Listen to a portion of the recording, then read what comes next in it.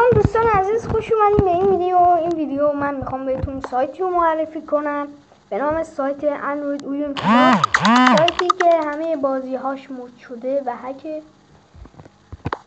مود شده همون بله اندروید اویون کلاب. میخوام ویدیو زیاد طولانی بشه، واردش میشین.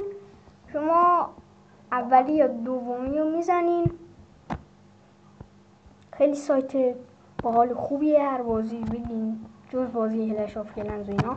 سایت ترکیه، همه چیزاش مود شده است. من یه بازی هم بهتون معرفی میکنم به نام کال آف مینی زامبیز 2. دوشو شما دانلود کنید خیلی بهتره، خیلی بازی جالب باحال، من خیلی خوشم آمد.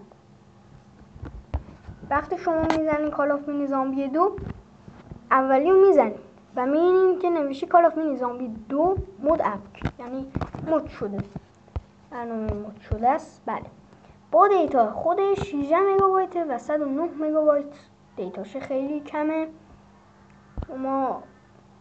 حالا من دانلودش کردم، احتمالا توی سایت بره، حالا نمیدونم چه سایت. 5 ثانیه هم صبر میکنین تا لینک دانلود بیاد.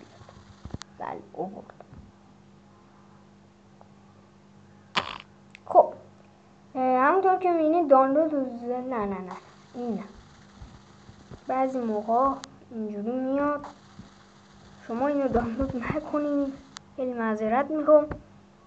یه بار دیگه میزنم روش. بله دانلود داره، بله خودشه کال آف مینی زامبی 2، ولی خب اینجا نوشته کامز 213 مود از اندروید اویون کلاب. خب امیدوارم خوشتون اومده باشه از این ویدیو. حتما یه سری به این سایت بزنین، سایت خیلی جالبیه و باحال، و پیشنهاد میکنم این بازی هم دانلود کنید. امیدوارم از این ویدیو خوشتون اومده باشه. تا ویدیوی بعدی